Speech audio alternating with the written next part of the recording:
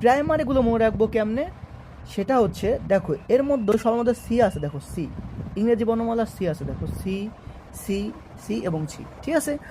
এবং second standard পদার্থের মধ্যে কোনো সি নাই, দেখো এইটা এটা এটা এটা এটাকে এক্সেপশনাল এই সেল, এইটাই কিন্তু পরীক্ষায় আসবে। যদিও শর্টকাটে সি থাকলেই প্রাইমারি স্ট্যান্ডার্ড পদার্থ এবং সি না থাকলেই কী হবে সেকেন্ড স্ট্যান্ডার্ড পদার্থ, কিন্তু এটা সি থাকলেও থাকা সত্ত্বেও কিন্তু এটা একটা সেকেন্ডারি পদার্থ। তার মানে এটা মনে রাখলে কিন্তু, এক্সেপশনাল মনে রাখলে কিন্তু বাকি সবগুলো সহজ হয়ে যাবে। তো দেখো এটা উত্তর কী হবে, কোনটি প্রাইমারি স্ট্যান্ডার্ড পদার্থ, তাহলে কী হবে বলো, কোনটি প্রাইমারি স্ট্যান্ডার্ড পদার্থ। দেখো কার মধ্যে সি আছে, দেখো আছে আছে আছে, হ্যাঁ এটার মধ্যে সি, তার মানে উত্তর হবে কি এ নাম্বার, সোডিয়াম কার্বনেট।